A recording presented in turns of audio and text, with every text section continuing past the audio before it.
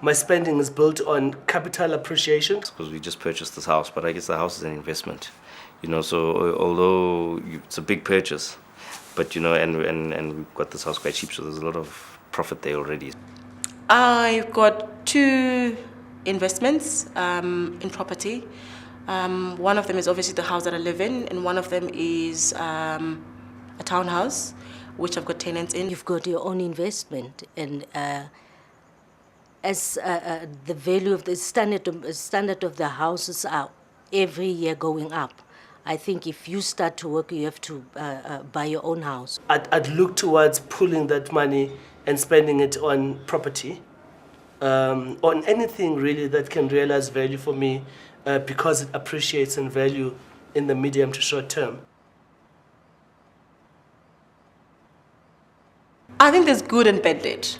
I think it's a good debt to have a mortgage. I think that's good debt. I know a lot of people, friends of mine who get into a lot of debt, and I know they cannot afford a lot of the stuff that they have. And by stuff, I mean the houses, the cars, I think bad debt is when people irresponsibly accept all these wonderful credit cards that you get. People spent the first part of the first 10 years of apartheid kind of wondering where they are, and people are accumulating things that apartheid denied them.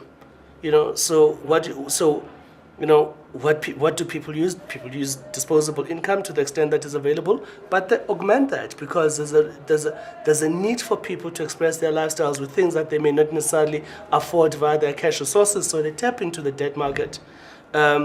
Is it stretched? I don't know. I think everybody wants something better for their children. So you find that there's this whole shift that if you went to probably a rural school, for example, you want your children then to go to a better school than whatever you went to. I want them to be good, upright citizens and responsible adults and responsible citizens of our country. If I look at where I've come from and where I am and where I want my daughter to be, I've got a 4-year-old daughter, and I want her to achieve even more than what I have achieved. So I'm doing things like saving for her future, saving for her education, just to shift that. I don't want her to have exactly what I had. My mother was uneducated, and she was earning a little money, but she was trying her utmost best to give us more. So that motivates me to give my son more than I have. So that means my son will also give other people more than. So it's something that is going on.